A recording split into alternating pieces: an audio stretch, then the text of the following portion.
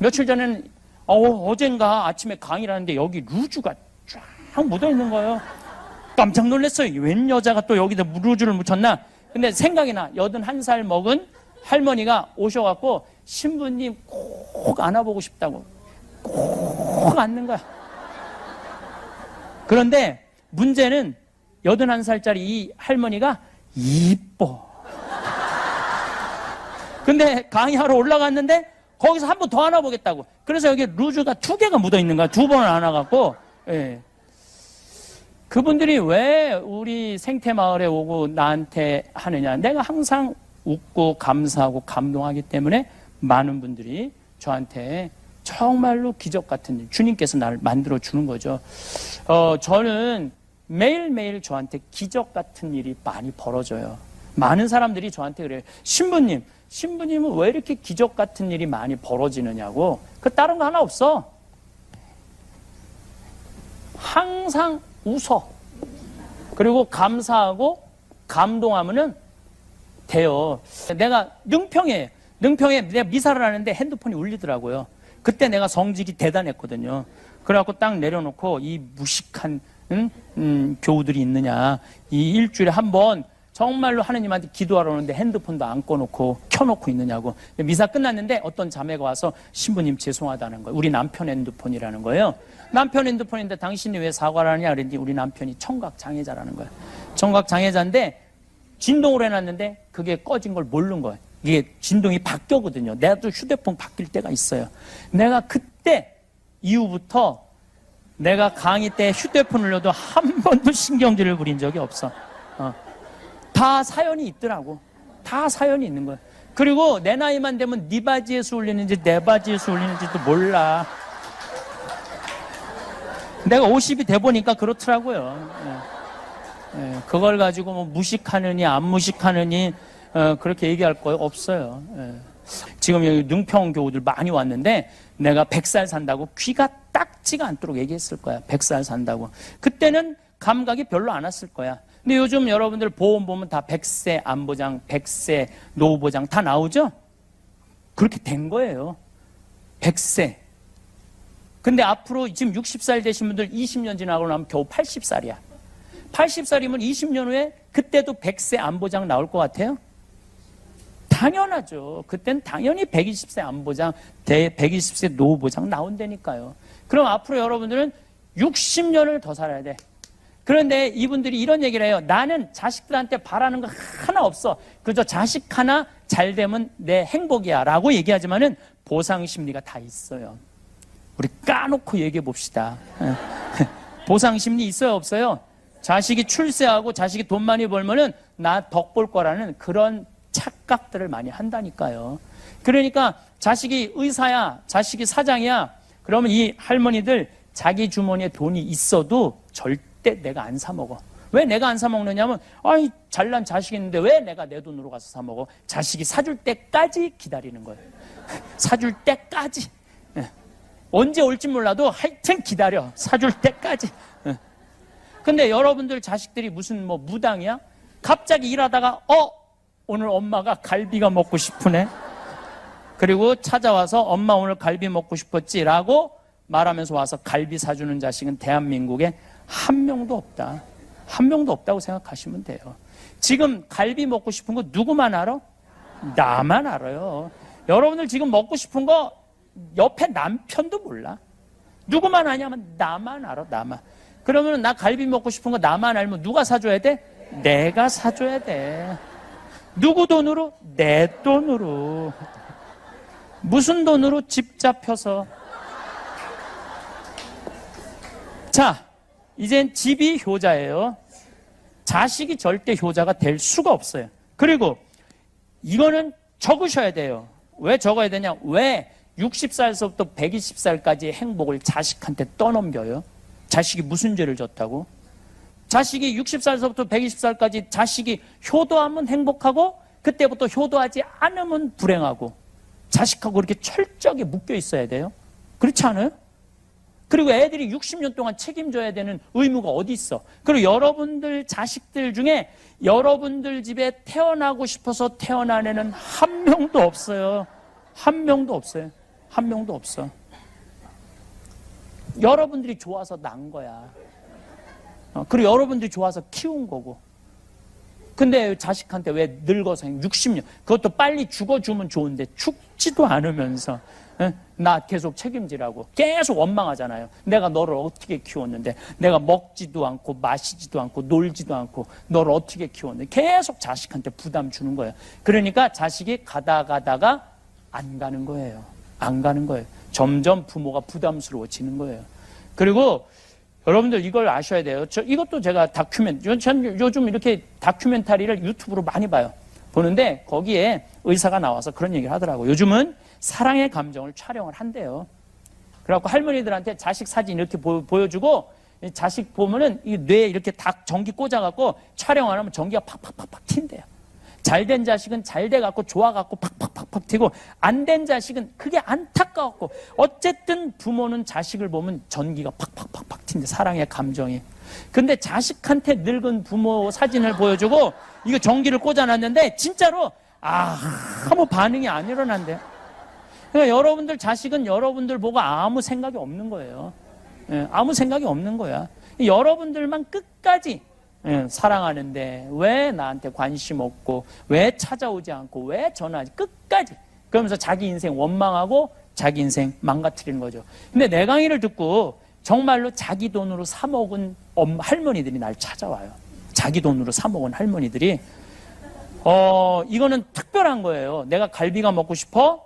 그러면은 나 오늘 갈비 먹고 싶다. 여보, 나 오늘 갈비 먹고 싶어. 오늘 내가 살 테니까 가자. 내가 쏠게. 라고 해서 사 먹은 분들이 나한테 와서 이런 얘기를 해요. 두 가지 얘기를 해요. 첫 번째, 자식한테 안 섭섭하대요. 자식이 기다려지지 않는데요. 오거나 말거나 상관하지 않는데요. 내가 가서 사 먹으면 되는데 오거나 말거나 그 무슨 상관이야. 꼭 잘된 자식 부모들이 기다리고 있는 거야. 그러니까 내가 어버이날 때도 굶은 할머니들 많아요. 어버이날 때도 아침 막 하려고 했더니 할아버지가 한마디 애들 올 텐데 무슨 밥을 해느냐고. 맛있게 먹으려면 좀 아침 그냥 굶자고. 근데 전심 때 애들이 안 왔어. 그래서 막 하려고 그러니까 저녁에 올 텐데 귀한 굶은 거 그냥 저녁에 그냥 배불리 먹자고. 그래갖고 저녁 때도 기다리고 있는데 5시에 아들이 전화해요. 어머니, 내가 너무 바빠서 오늘 못 가니까 통장에 10만 원 넣을 테니까 그거 갖고 맛있게 사 먹으라고. 여러분들 그 돈 갖고 저녁에 둘이서 사 먹을 할머니, 할아버지 한 명도 없어요.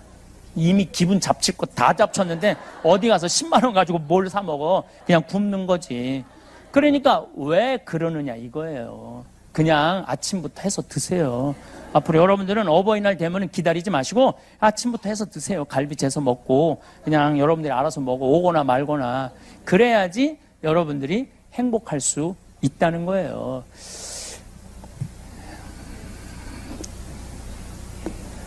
(60살서부터) (120살까지) 내 인생의 주인공은 나라는 거예요. 그리고 이분들이 이런 얘기를 해요. 어떤 얘기를 하느냐 하면은, 내가 내 돈으로 사 먹어 보니까 남은 인생을 나 스스로 책임질 수 있겠다라는 생각이 들더래요.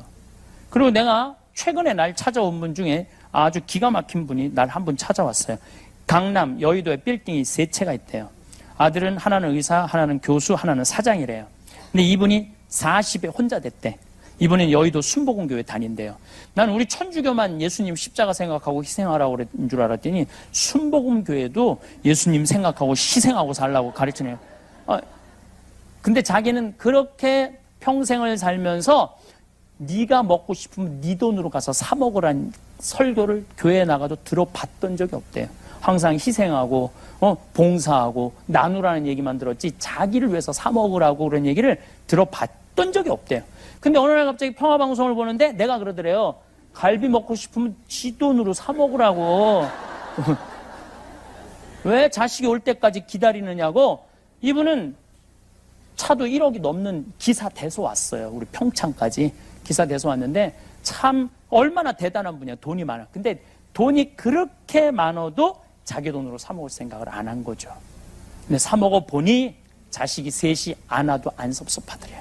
그래서 2년 전부터 자기 혼자 너무너무 즐겁게 산대요. 오거나 말거나. 그전에는 그냥 아무것도 안 하고 섭섭하다 그런기만 한 거야. 자식이 안 왔다고.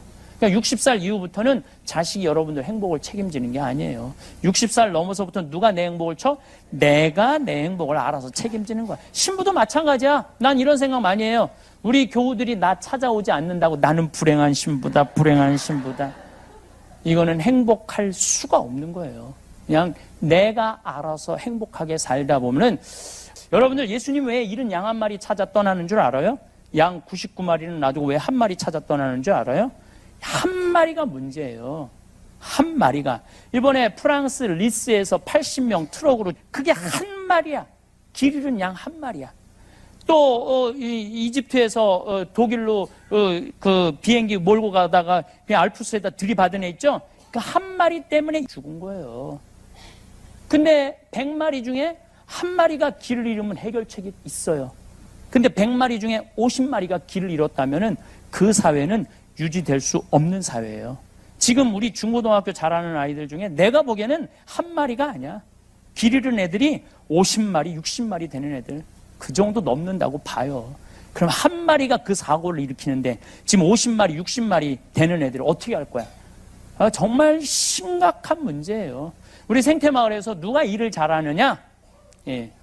엄마 아빠랑 먹고 마시고 논 애들이 일 잘하더라고요. 다른 거 하나 없어.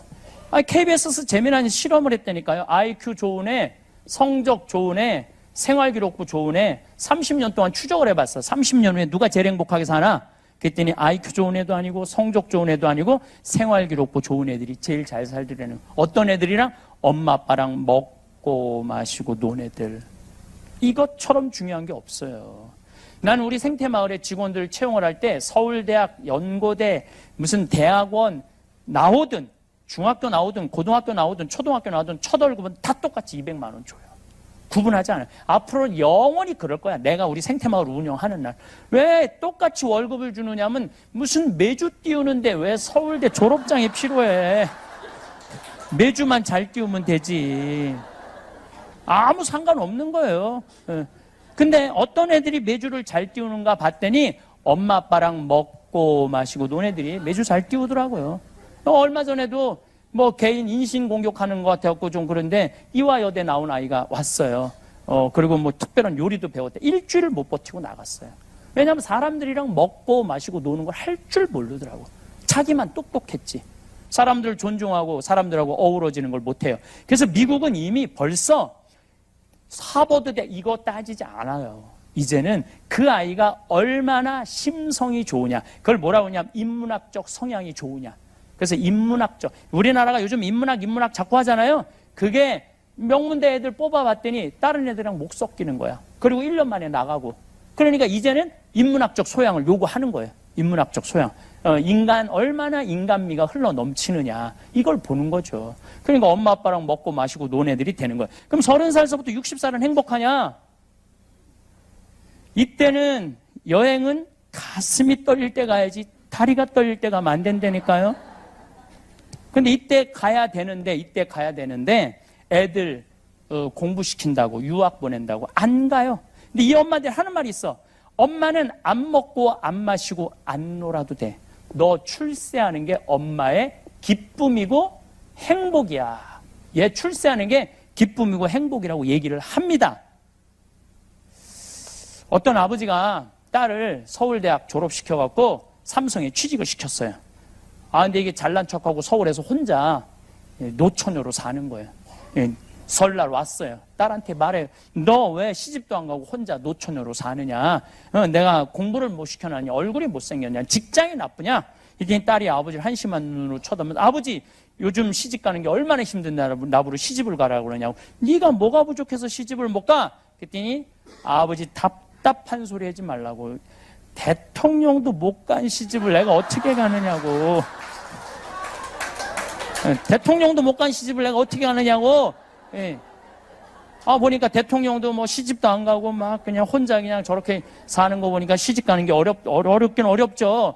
예, 생각해보니까 또 밀릴 수가 있어? 그러면은 너 그렇게 잘났으면 너 대통령이라도 해보라고. 그랬더니 딸이 한다는 소리, 아버지 한심한 소리. 아버지가 대통령을 했어야지 나도 해볼 거 아니냐고. 여러분들 자식들을 대통령 만들고 싶으면 누가 먼저 대통령이 되려냐면 여러분들이 먼저 대통령이 돼야 돼요. 자식을 출세시키고 싶으면 누가 먼저 출세해야 돼? 여러분들이 먼저 출세해야 돼. 자식을 철들게 하고 싶으면 누가 먼저 철이 들어야 돼? 여러분들이 먼저 철이 들어야 돼요. 근데 지금 대한민국의 50대, 60대들이 철 들어 있나요? 나는 굉장히 의문점이 많아요. 철이 든다는 건 뭐냐면 신념이 있어야 돼. 삶에 대한 신념이 있어야 되고 삶에 대한 가치관이 있어야 돼. 나는 어떤 신념으로 인생을 살 것이고 어떤 가치관으로 살아갈 것이라는 이런 게 확고한 사람들은요, 애들이 부모를 그걸 보고 자라요. 근데 내가 며칠 전에 퀸이라는 잡지에 기자들이 저하고 인터뷰하러 왔어요. 근데 내가 무슨 얘기를 했냐면 요즘은 부모가 자식한테 신념 가치관을 전해주는 부모가 어디 있냐. 기껏 핸대는 소리가 공부해라는 말밖에 더 했냐. 평생 공부하라는 말에 신념이 있냐 가치관이 있느냐. 그랬더니 그 남자 기자가 그런 얘기를 하더라고. 신부님 저도 가만히 생각해보니까 엄마가 한 번도 당신의 신념에 대한 가치관에 대한 얘기를 했던 적이 없다는 거예요. 한 번도. 여러분들은 어떠세요?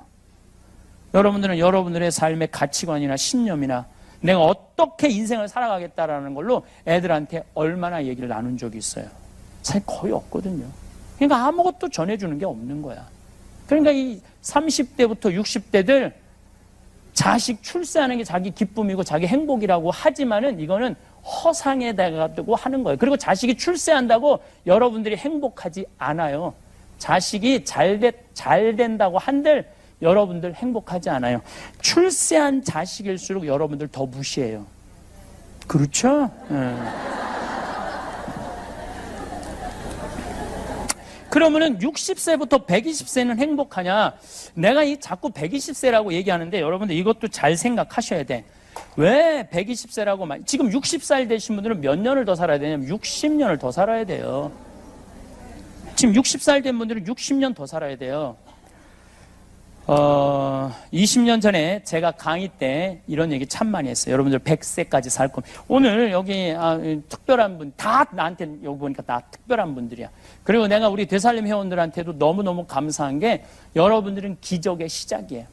왜 기적의 시작이냐면은 내가 지금 이번에 잠비아 대통령한테 1000만 평을 6월 21일 날 받았어요. 6월 21일 날.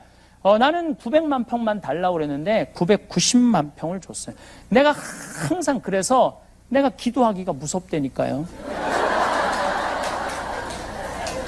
꼭 더 줘. 꼭 더 줘. 근데 이 땅이 어떻게 돼 있느냐 하면은 이렇게 돼 있어요. 여기가 12km, 10km, 6km. 삼각형 땅이에요. 그러니까 1000만 평이 12km, 10km, 6km야. 한눈에 안 들어와. 우리 이번에 여기 비아 교수라고 지금 노들섬 개발하는 교수가 이 맨하탄을 넣었는데 맨하탄이 이렇게 들어가더라고. 맨하탄이 들어갈 정도로 커요, 땅이. 여기 강이 2개가 흘러. 여기 하나, 여기 하나. 예. 여기서부터 여기까지 편차가 20m야. 끝도 없이 12km가 쫙 내려다 보여. 이번에 석양이 지는데 정말로 환상적이더라고요. 여러분들 궁금하죠? Come and see. 와서 보면 돼. 와서 보면 돼. 예. 그런데 이 1000만 평이 생기게 된 이유가 바로 되살림 회원부터 시작된 거예요.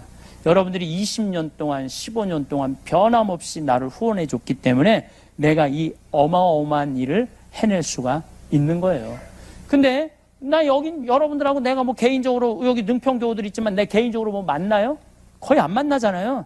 예, 개인적으로 안 만나요. 개인적으로 안 만나는데도 여러분들 또 우리 생태마을에 뭐 1년, 2년 기다려서 이분들이 왜 찾아오고 날 보고 며칠 전에는 우리나라 경찰복이 바뀌었잖아요. 경찰복이 바뀌었는데 지금도 여기 보니까 진짜 멋없더라고.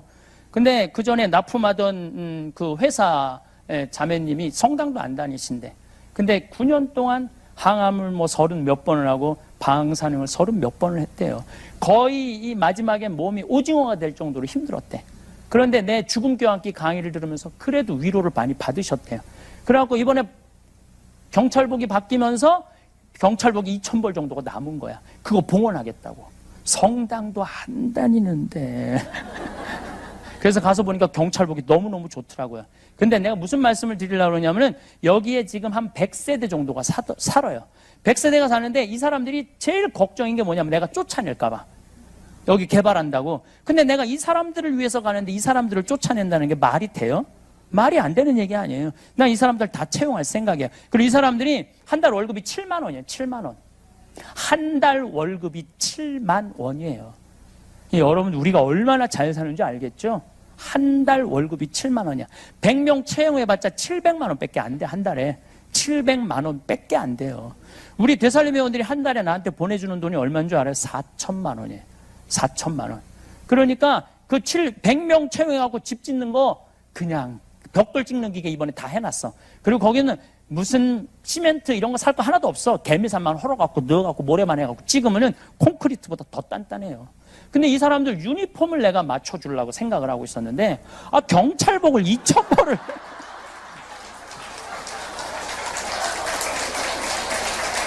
그러니까 내가 기도를 안 한다니까 깜짝깜짝 놀란다니까요. 예, 예. 우리들이 삶을 행복하게 살고 싶잖아요. 나누시면 돼요. 나누시면 돼요. 내가 정말로 삶을 행복하게 살고 싶다. 나누고 사시면 여러분들 기적이 일어나요. 기적이. 제가 작년에 잠비아 갔을 때 옷가방을 잊어먹어갖고 양복 3벌, 4벌 우리 여기 양복 나한테 입으라고 3벌, 4벌 주신 분이 계신데 싹 날렸어 하늘에. 이디오페에서 하느님이 갖고 간 거야. 근데 그 전복음이 뭐였느냐면 너희들은 선교 떠날 때 옷을 한 벌 이상 입고 다니지 말아라. 한 벌 이상 입고 식량자루나 지팡이도 가지고 다니지 말아라가 연중 제15주일 복음에서 마르코 복음 작년에. 근데 나는 한 달 반 강의 다닌다고 양복을 4벌을 입고 간 거예요. 4벌을 한 벌만 입고. 한 달 반 동안 양복을 입으면서 반성을 많이 했죠. 내가 한국에 돌아와서 양복만 많은 게 아니야. 돈도 내가 어마어마하게 많더라고. 인세가 책 파는 거, CD 파는 거 2억이나 있더라고요. 근데 수녀님이 간호대학 짓는다고 짓다가 돈이 없어갖고 마른 거야. 그래서 내가 전화했어. 수녀님, 내가 간호대학, 이건 하느님이 나한테 이 옷을 갖고 간 게 아니야. 네가 가지고 있는 재물 다 내놔라. 그 얘기거든. 그래갖고 내가 수녀님 간호대학 져주겠다고 얼마 드냐? 5억 든다는 거예요. 난 2억밖에 없는데. 아주 간단하죠. 하느님, 내가 2억 넣을 테니까 당신 3억 내놓으라고. 쉽잖아요. 뭐 어려워. 그냥 2월 마지막 주에 내가 1,000만 원씩 30명만 날 도와주면 좋겠다. 근데 4월 마지막 주에 2억 8천이 들어온 거예요. 저는 여기 능평교우들도 있지만 나는 성당을 2번을 지면서 한 번도 모금을 다닌 적이 없어요. 그리고 생태마을을 다니면서도 한 번도 모금을 물론 회원은 이거는 모금이 아니야. 이분들은 나와 같이 새로운 세상을 만들자라고 동참해달라고 그러는 거예요. 나는 여러분들 함께 가는 거지 여러분들 모금해 준 거 아니라고 생각해요. 그리고 새로운 세상이 지금 펼쳐지고 있고 1,000만 평이 펼쳐지고 있고. 그런데 어쨌든 4월 마지막 주에 2억 8천이 딱 모아진 거예요.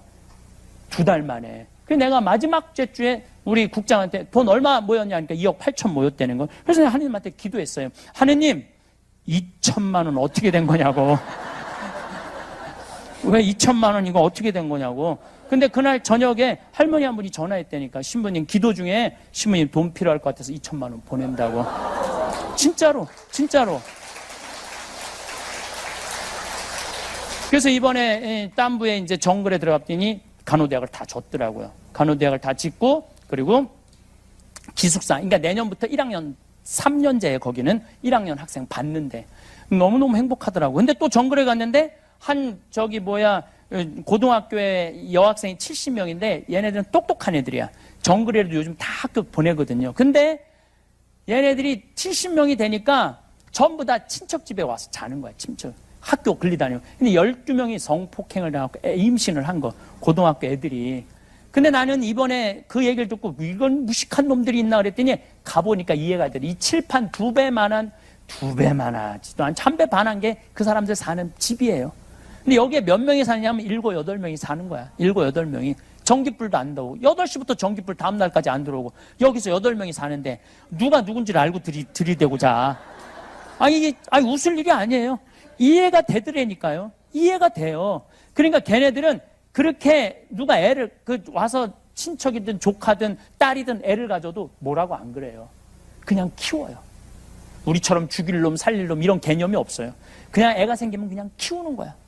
그러니까 수녀님이 한참 공부해야 되고 한참 똑똑해야 되는 애들인데 어떻게 하면 좋으냐고. 그게 뭐 나한테 기숙사 져달라는 얘기지.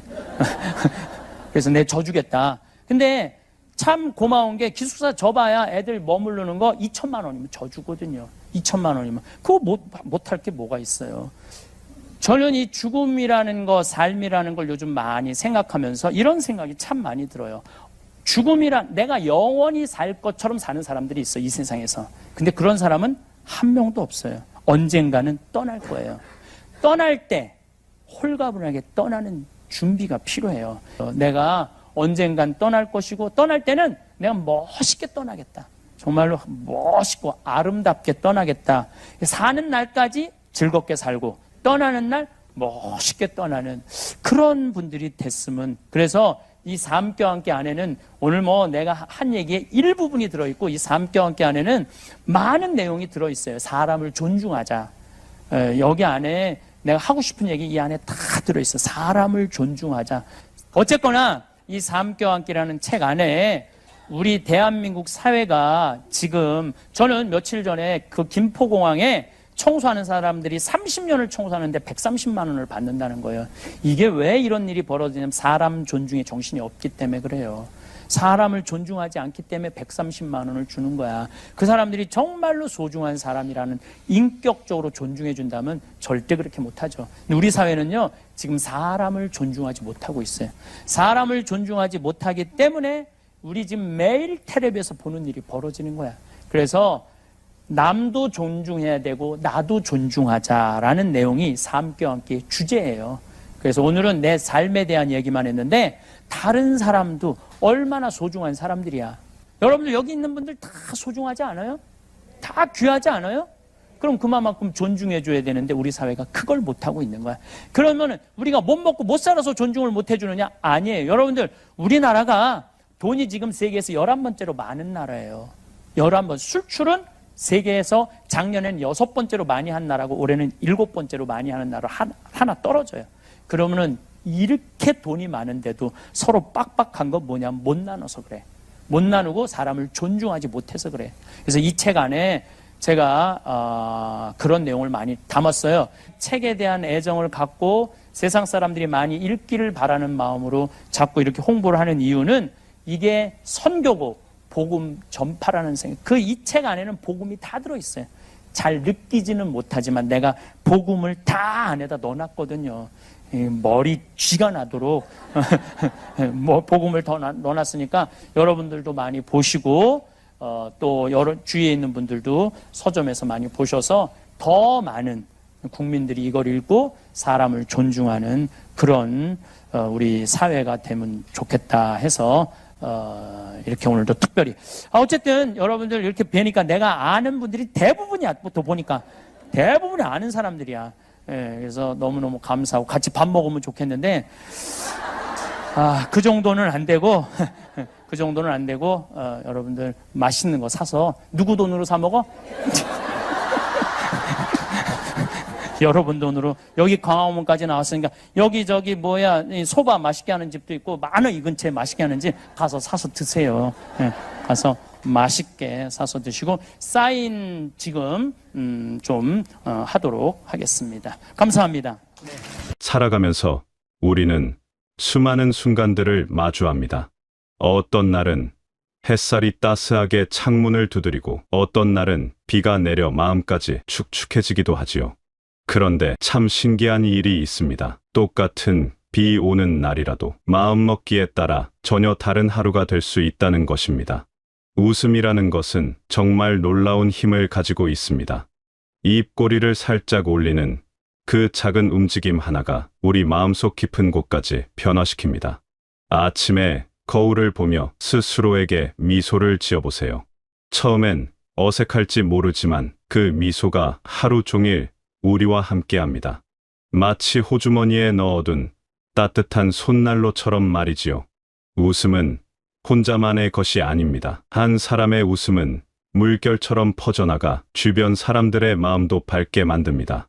시장에서 채소를 고르다가 상인분과 주고받는 농담 한마디, 엘리베이터에서 만난 이웃과 나누는 따뜻한 인사, 이런 작은 순간들이 모여 우리 일상을 빛나게 합니다. 웃음은 나이도 지위도 가리지 않는 세상에서 가장 평등하고 아름다운 언어입니다. 감동이라는 것도 마찬가지입니다. 많은 분들이 나이가 들수록 감동받기 어려워진다고 말씀하시지만 사실은 그 반대가 아닐까 생각합니다. 살아온 시간이 길수록, 경험이 쌓일수록 우리는 더욱 깊이 있게 세상을 바라볼 수 있게 됩니다. 어린 새순이 돋아나는 모습에서 생명의 신비로움을, 손자 손녀의 맑은 웃음소리에서 희망을, 오랜 친구와 나누는 차 한 잔에서 진정한 우정을 발견할 수 있지요. 감동은 거창한 것에서만 오는 것이 아닙니다. 오히려 일상의 소소한 순간들에서 더 큰 감동을 받을 때가 많습니다. 창밖으로 보이는 노을의 붉은 빛깔, 길에서 우연히 들은 아름다운 노래, 오랫동안 연락하지 못했던 친구의 안부 전화, 이런 것들이 바로 우리 삶을 풍요롭게 만드는 보물들입니다. 감사하는 마음은 이 모든 것의 바탕이 됩니다. 감사는 단순히 좋은 일이 생겼을 때만 하는 것이 아닙니다. 평범한 하루하루가 사실은 얼마나 소중한 선물인지 깨달을 때 진정한 감사가 시작됩니다. 아침에 눈을 뜰 수 있음에, 맛있는 밥을 먹을 수 있음에, 사랑하는 사람들과 함께할 수 있음에 감사하는 마음 말입니다. 감사하는 사람의 주변에는 신기하게도 감사할 일들이 더 많이 생겨납니다. 마치 자석이 새를 끌어당기듯이 말이지요. 이것이 바로 많은 분들이 말씀하시는 기적 같은 일의 비밀입니다. 기적이란 갑자기 하늘에서 떨어지는 것이 아니라 우리가 만들어가는 것인지도 모릅니다. 예를 들어 이런 일들이 있습니다. 늘 밝은 미소로 인사하는 분에게는 사람들이 더 친절하게 대해줍니다. 작은 일에도 고마워하는 분에게는 주변에서 더 많은 도움의 손길이 뻗어집니다. 다른 사람의 이야기에 진심으로 감동하며 들어주는 분에게는 더 많은 사람들이 마음을 열고 다가옵니다. 이 모든 것이 우연의 일치일까요? 아니면 우리가 뿌린 씨앗이 자라나는 당연한 결과일까요? 웃음과 감동, 그리고 감사의 마음은 서로 연결되어 있습니다. 하나가 있으면 나머지 둘도 자연스럽게 따라옵니다.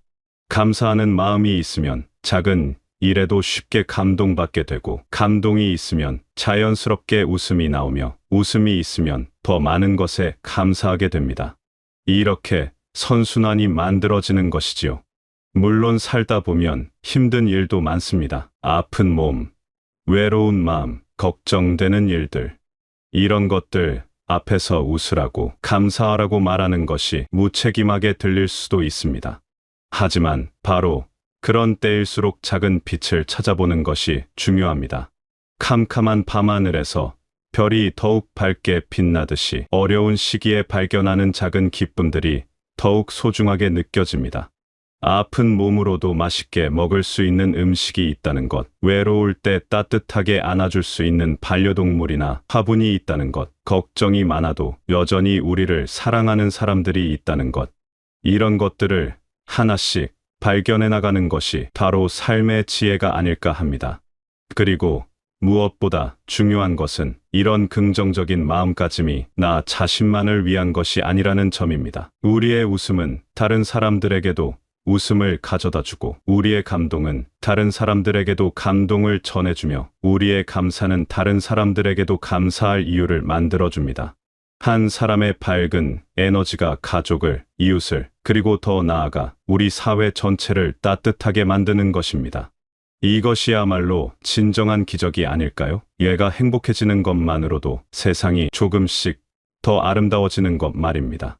내면의 행복 찾기, 이렇게 웃음과 감동, 감사의 마음으로 살아가다 보면 자연스럽게 깨닫게 되는 중요한 진실이 하나 있습니다. 바로 진정한 행복은 다른 사람에게서 오는 것이 아니라 내 마음속에서 시작된다는 것입니다. 특히 자녀들과의 관계에서 이런 깨달음은 더욱 소중합니다. 자녀를 키우며 보낸 수십 년의 세월을 돌이켜보면 그 시간들이 얼마나 보람차고 의미 있었는지 새삼 느끼게 됩니다. 아이들의 첫걸음을 지켜보고 학교에 보내며 걱정하고 아플 때 밤새 간병하고 기쁜 일이 있을 때 함께 웃고 이 모든 순간들이 우리 삶의 소중한 보물이지요. 하지만 이제는 그 아이들도 각자의 삶을 살아가고 있습니다. 혹시 가끔 이런 생각이 드시지는 않나요? 아이들이 더 자주 연락했으면 좋겠다. 손자, 손녀들을 더 자주 봤으면 좋겠다. 가족들이 더 많은 시간을 함께 보냈으면 좋겠다. 이런 마음은 너무나 당연하고 자연스러운 것입니다. 사랑하기 때문에 더 가까이 있고 싶은 것이니까요. 하지만 여기서 중요한 것은 자녀들의 관심과 사랑에만 의존해서 행복을 찾으려 하면 그 행복은 온전히 내 것이 될 수 없다는 점입니다. 다른 사람의 행동에 따라 내 기분이 오락가락한다면 그것은 참으로 불안정한 행복이 아닐까요? 마치 바람에 흔들리는 나무잎처럼 말입니다. 진정한 행복은 내가 주인이 되어 만들어가는 것입니다. 자녀들이 연락하지 않는 날에도, 혼자 있는 시간에도, 몸이 아픈 날에도 스스로 행복을 찾을 수 있는 힘을 기르는 것이 중요합니다.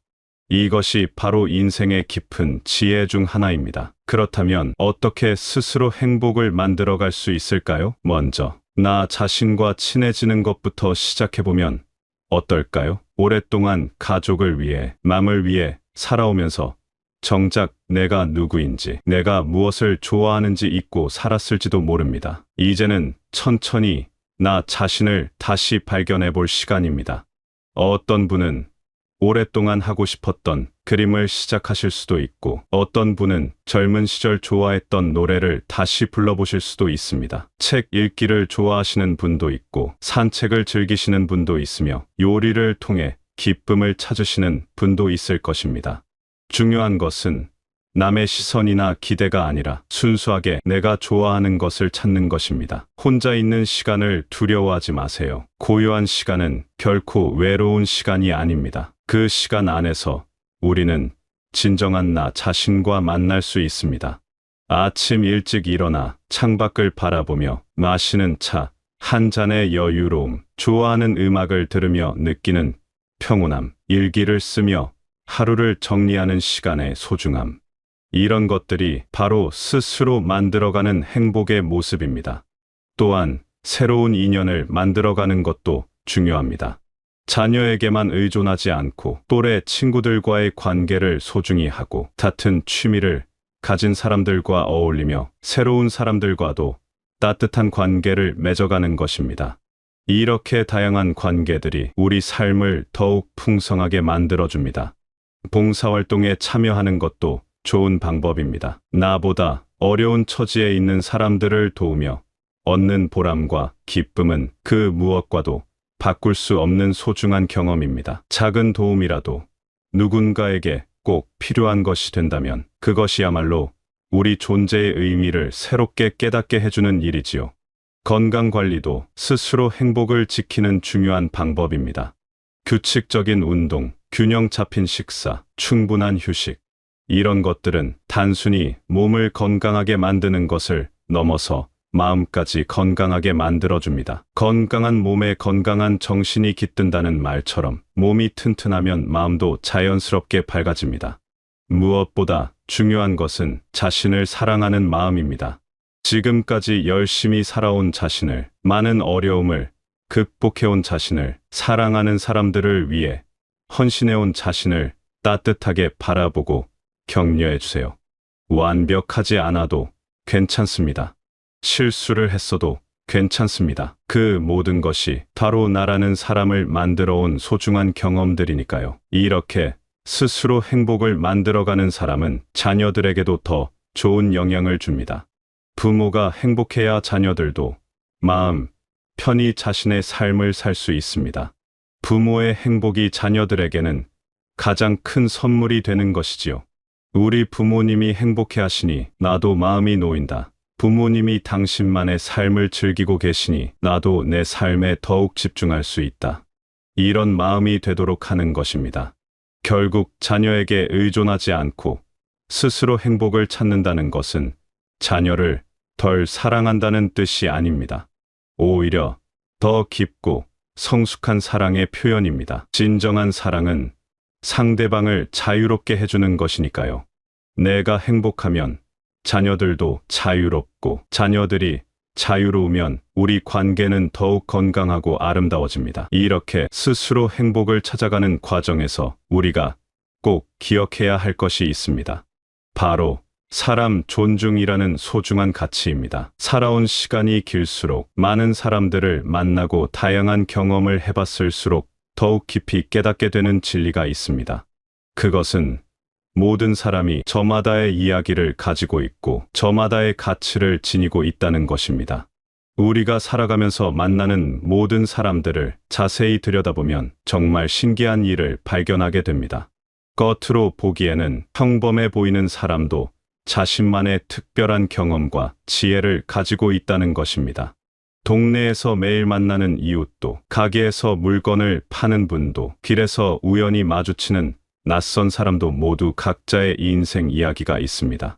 예를 들어 평소에 조금 무뚝뚝해 보이던 동네 할머니가 사실은 젊은 시절 간호사로 일하며 수많은 생명을 구해온 분일 수도 있고, 시장에서 채소를 파시는 분이 자식들을 훌륭하게 키워내며 가정을 지켜온 훌륭한 어머니일 수도 있습니다. 우리 눈에 보이는 것은 그 사람의 아주 작은 일부분일 뿐입니다. 그래서 사람을 존중한다는 것은 단순히 예의를 지키는 것을 넘어서는 의미를 가집니다. 그 사람이 살아온 시간을 인정하고 그 사람만의 경험을 소중히 여기며 그 사람의 존재 자체의 가치를 부여하는 것입니다. 나이가 많든 적든, 학력이 높든 낮든, 가진 것이 많든 적든 상관없이 말입니다. 특히 요즘 세상을 보면 안타까운 일들이 많습니다. 사람들이 서로를 존중하지 못하고 작은 차이 때문에 갈등하고 자신과 다른 생각을 가진 사람을 이해하려 하지 않는 경우가 자주 보입니다. 젊은 사람들은 나이 든 사람들을 구시대적이라고 여기고, 반대로 나이 든 사람들은 젊은 사람들을 버릇없다고 생각하기도 합니다. 하지만 생각해보면 이런 갈등들은 대부분 서로를 제대로 이해하지 못해서 생기는 것이 아닐까요? 젊은 사람들에게는 젊은 사람들만의 고민과 어려움이 있고, 나이 든 사람들에게는 또 다른 지혜와 경험이 있습니다. 서로 다른 것이 문제가 아니라 그 다름을 인정하지 못하는 것이 문제인 것이지요. 진정한 존중은 상대방의 입장에서 생각해보려는 노력에서 시작됩니다. 왜 저 사람이 그런 말을 했을까? 왜 저 사람이 그런 행동을 했을까를 한번 더 생각해보는 것입니다. 처음에는 이해가 안 되고 답답할 수도 있지만 조금만 마음을 열고 바라보면 그 사람만의 이유가 있다는 것을 알게 됩니다.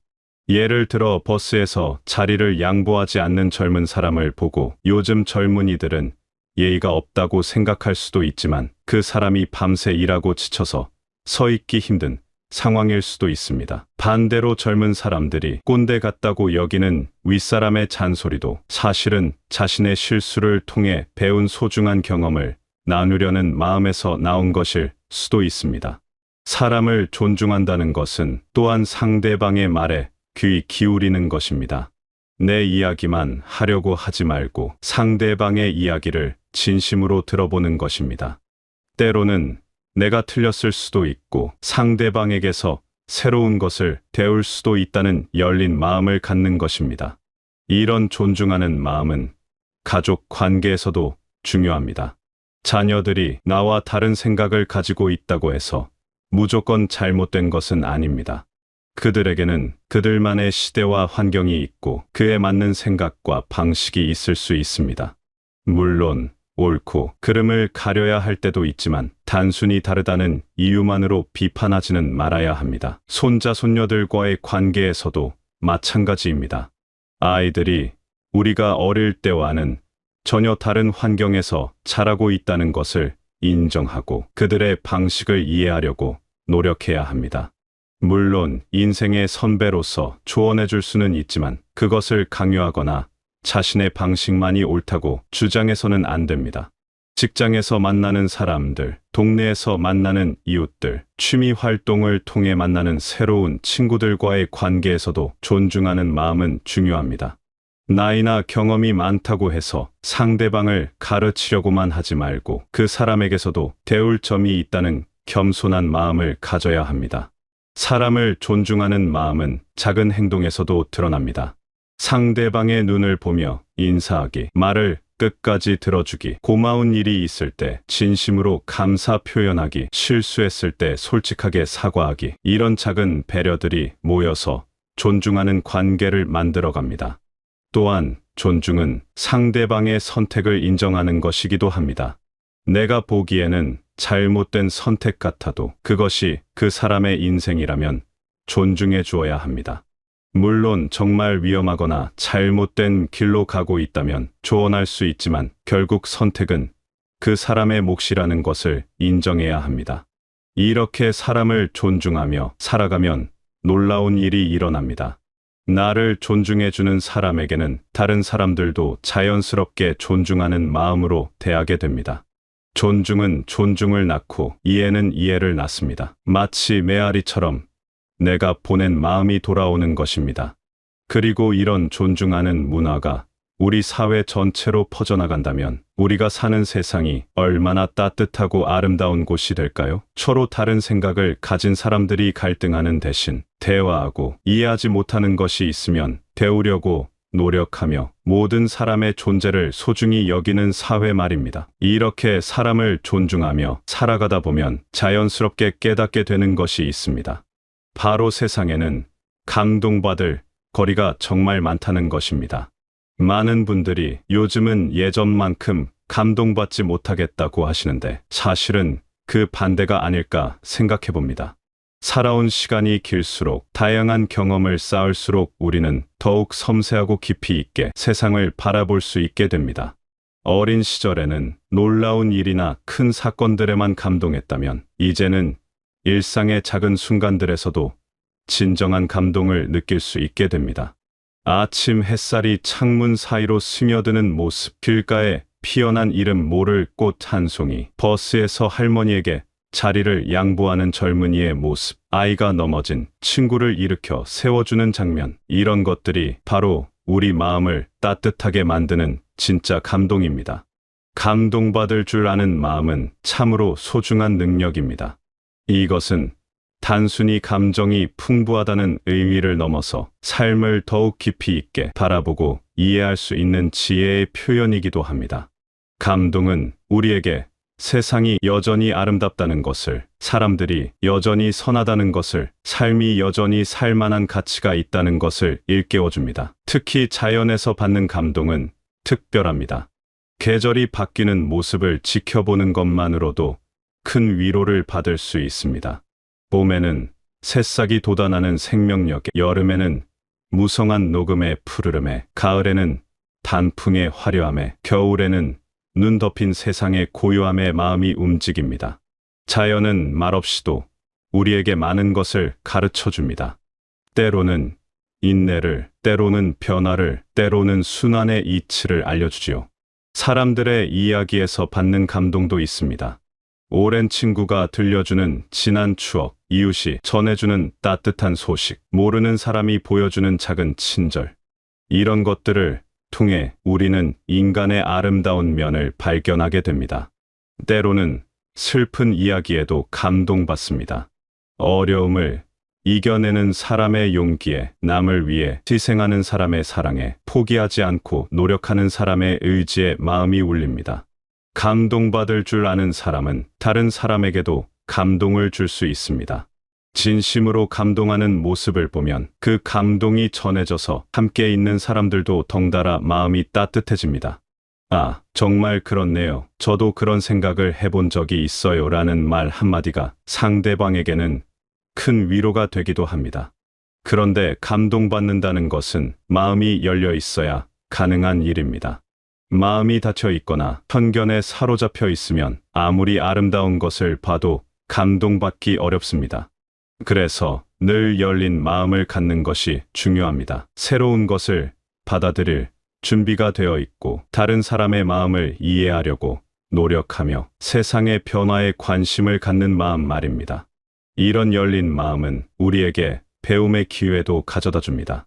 살아온 시간이 길다고 해서 더 이상 배울 것이 없다고 생각하면 큰 오산입니다. 세상은 끊임없이 변하고 있고 새로운 것들이 계속 생겨나고 있습니다. 젊은 사람들에게서 배울 수 있는 것도 많고 책이나 방송을 통해 알게 되는 새로운 지식도 많습니다. 더 중요한 것은 자신에 대해서도 계속 새로운 것을 발견할 수 있다는 점입니다. 나는 이런 사람이야 라고 단정 짓지 말고 새로운 면을 찾아보려고 노력해보세요. 평생 그림에 관심이 없었던 분이 늦게 시작한 그림에서 큰 즐거움을 찾을 수도 있고, 늘 조용했던 분이 노래에서 새로운 재능을 발견할 수도 있습니다. 경험을 통해 얻은 지혜를 나누는 것도 중요합니다.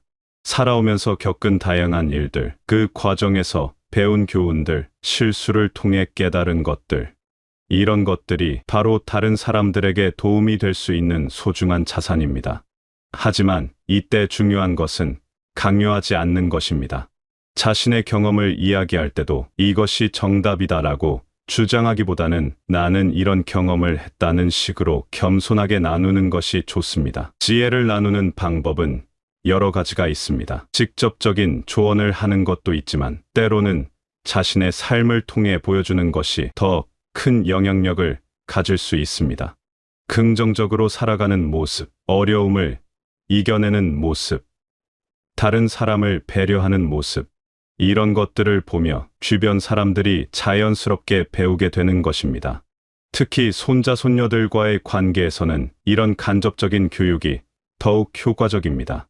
이렇게 해라, 저렇게 해라라고 말로 가르치는 것보다는 할머니, 할아버지가 어떻게 살아가는지를 보여주는 것이 아이들에게 더 깊은 인상을 남깁니다. 어려운 상황에서도 웃음을 잃지 않는 모습, 다른 사람에게 친절한 모습, 새로운 것을 배우려고 노력하는 모습, 이런 것들이 아이들의 마음속에 오래 남아 그들의 인생에 좋은 영향을 미치게 됩니다. 또한 자신만의 철학을 가지는 것도 중요합니다. 살아오면서 많은 일을 겪었기 때문에 이제는 무엇이 정말 중요한지, 무엇을 위해 살아야 하는지에 대한 나름의 답을 가지고 있을 것입니다. 이런 삶의 철학을 바탕으로 일관성 있게 살아가는 것이 바로 지혜로운 삶의 태도입니다.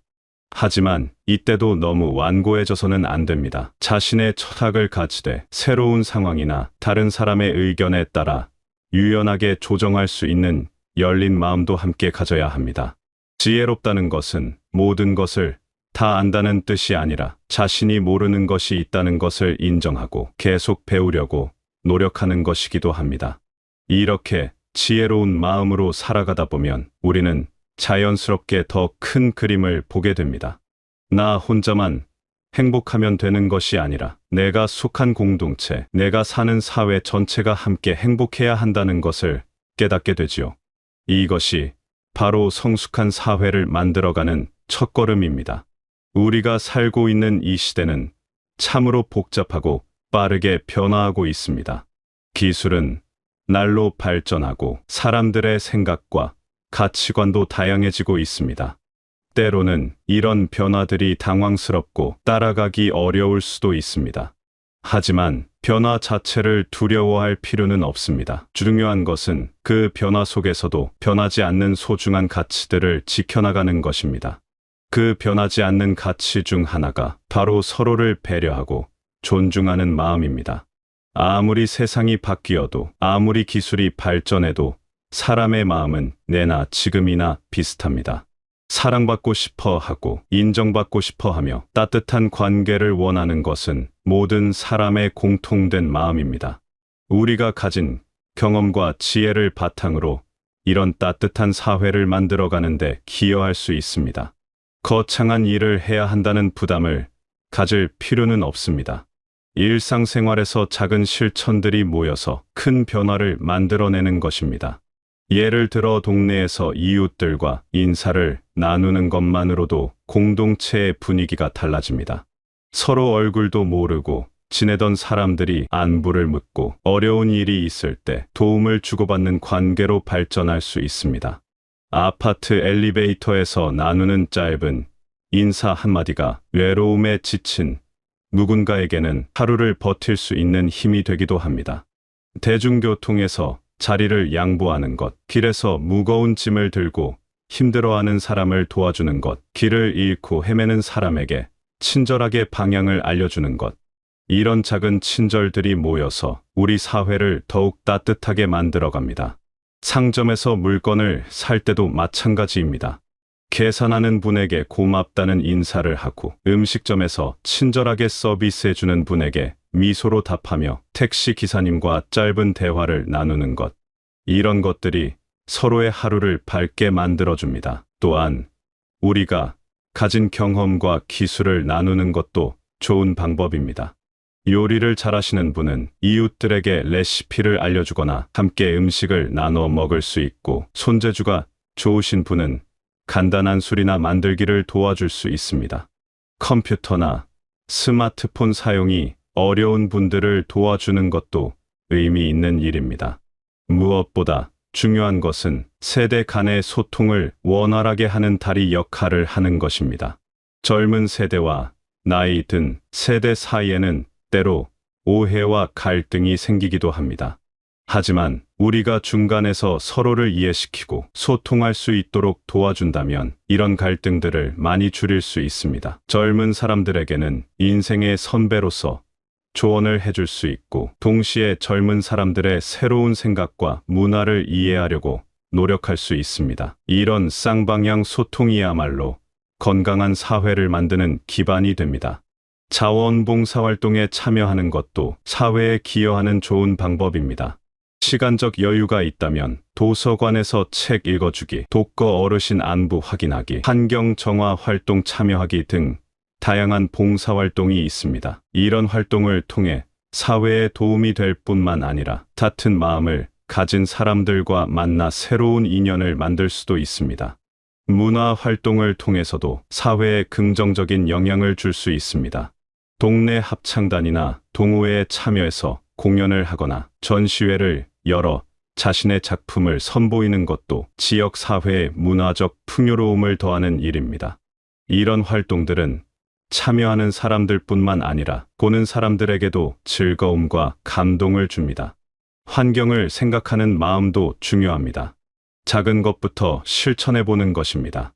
일회용품 사용을 줄이고 분리수거를 철저히 하며 가까운 거리는 걸어 다니고 음식을 남기지 않기, 이런 작은 실천들이 모여서 우리가 살고 있는 지구를 더욱 건강하게 만들어갑니다. 특히 손자 손녀들에게는 환경의 소중함을 알려주는 것이 중요합니다. 함께 산책하며 자연을 관찰하고 꽃과 나무를 소중히 여기는 마음을 가르쳐주며 작은 실천들을 함께 해보는 것입니다. 아이들은 어른들의 행동을 보고 배우기 때문에 우리가 먼저 모범을 보이는 것이 중요합니다. 이렇게 개인적인 실천들이 모여서 사회 전체의 분위기를 바꿀 수 있습니다. 한 사람의 친절이 다른 사람에게 전해지고 그 사람이 또 다른 사람에게 친절을 베풀게 되는 선순환이 만들어지는 것입니다. 마치 잔잔한 호수에 돌을 던졌을 때 퍼져나가는 물결처럼 말입니다. 우리가 꿈꾸는 성숙한 사회는 어떤 모습일까요? 서로 다른 생각을 가진 사람들이 갈등하지 않고 대화로 해결해 나가는 사회, 어려운 이웃을 외면하지 않고 함께 도와주는 사회, 나이나 성별, 출신에 관계없이 모든 사람을 존중하는 사회, 자연과 환경을 소중히 여기는 사회, 이런 사회를 만드는 것이 결코 불가능한 일은 아닙니다. 중요한 것은 누군가 해주겠지 라고 생각하지 말고 내가 먼저 시작해보자는 마음을 갖는 것입니다. 작은 실천이라도 시작하면 그것을 보고 감동받은 다른 사람들이 함께 참여하게 됩니다. 이렇게 점점 더 많은 사람들이 동참하면서 사회 전체가 변화하게 되는 것입니다. 물론 혼자서 세상을 바꾸는 것은 어려운 일입니다. 때로는 좌절하고 때로는 포기하고 싶은 마음이 들 수도 있습니다. 하지만 그럴 때일수록 처음 마음을 떠올려 보세요. 웃음과 감동, 감사하는 마음으로 시작했던 그 순수한 마음 말입니다. 우리 한 사람 한 사람이 작은 빛이라면 모두가 함께 빛날 때 이 세상은 얼마나 밝고 아름다운 곳이 될까요? 지금까지 살아오면서 쌓은 모든 경험과 지혜가, 그리고 앞으로 살아갈 소중한 시간들이 바로 이런 아름다운 세상을 만들어가는 데 쓰여질 것입니다. 당신이 지금까지 걸어온 모든 길이 헛되지 않았습니다. 기쁨도 슬픔도 성공도 실패도 모든 것이 지금의 당신을 만든 소중한 자산입니다. 그리고 그 모든 경험들이 이제는 다른 사람들을 위한 더 나은 세상을 위한 밑거름이 되고 있습니다.